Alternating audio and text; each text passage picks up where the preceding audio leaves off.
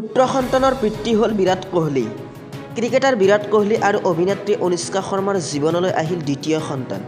এইবাৰ ল'ৰা সন্তানৰ পিতৃ হ'ল বিৰাট কোহলিয়ে। বিৰাট অনুষ্কাই পুত্ৰ সন্তানৰ নাম আকাই।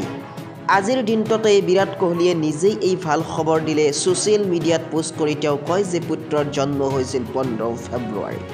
বিগত কিছুদিন ধৰি জনচকুৰ পৰা আঁতৰত আছিল বিৰাট কোহলি আৰু অনুষ্কা শৰ্মা।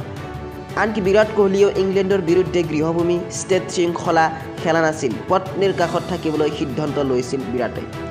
জানিব পৰা মতে বিৰাট কোহলি পত্নীৰ সৈতে লণ্ডনলৈ গৈছিল আৰু অনুষ্কাৰ শাৰীৰিক সমস্যা হোৱা বুলিও জনা গৈছিল। যদিও অনুষ্কা আৰু বিৰাটে দ্বিতীয় সন্তানৰ জন্মৰ পূৰ্বে কোনো কথা ৰাজহুৱা কৰিব বিচৰা নাছিল, যদিও ব্যক্তিগতভাৱে ৰাখিব বিচাৰিছিল, সেয়েহে আগতীয়াকৈ একো অৱগত নকৰাৰ সিদ্ধান্ত লৈছিল। পুত্ৰ জন্মৰ প্ৰায় 5 দিন পিছত অনুষ্কা আৰু বিৰাটে ছ'চিয়েল মিডিয়াত পোষ্ট কৰি সকলো কথা ৰাজহুৱা কৰি দিয়ে।